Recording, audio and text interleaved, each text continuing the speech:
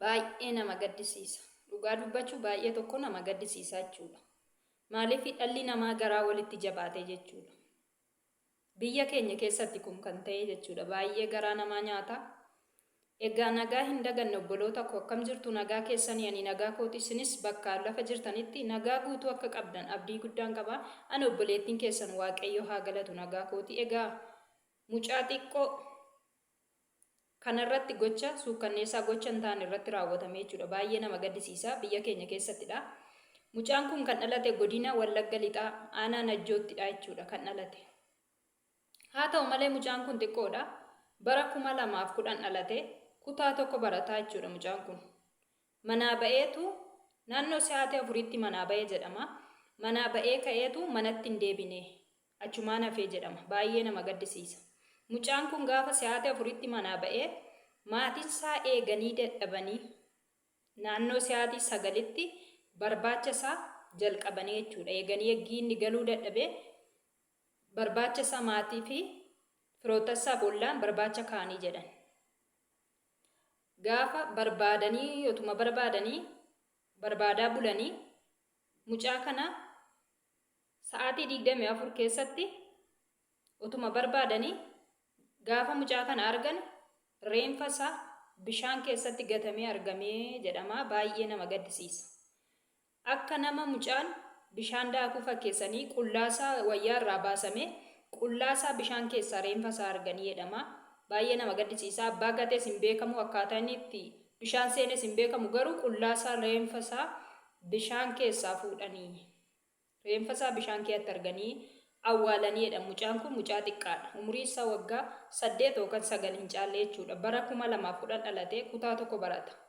Gocha suukanneessaa akka kana Waaqayyo namatti fidiin dhala ofiittis maatii ofiittis fidiin jechuudha.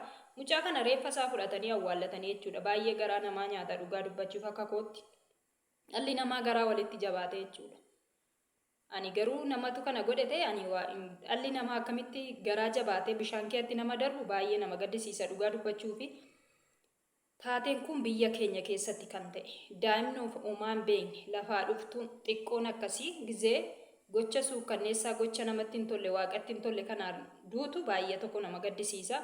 Kanaafuu warroonni ijoollee xixiqqoo qabdan eeggadhaa jabeeffadhaa isiniin jedha. Gocha akkasii Waaqayyo dhala namaatti hin fidiin. Maaliif bakka gocha suukanneessaa akka kana namarraa qabuun jedha akka kootti. Maaliif ijoolleen xiqqoo jechuun maal beektu maan beektu?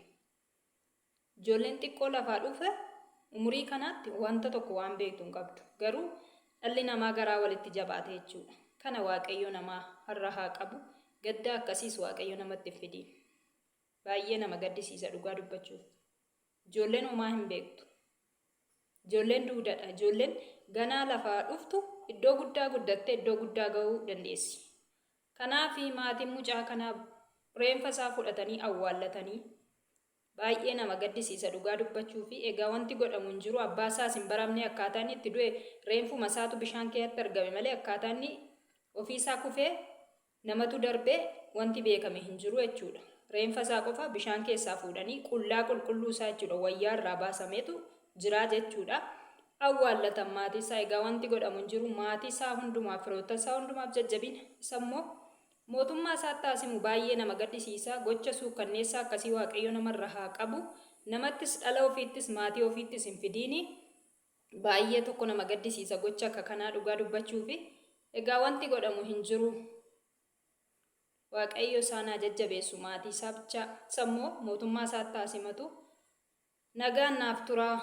Viidiyoo biraatiin amma walitti deebinutti nagaan naaf turaa. YouTube koo subscribe, like, share naa godhaa na jajjabeessan isiniin jedha obboloota koo.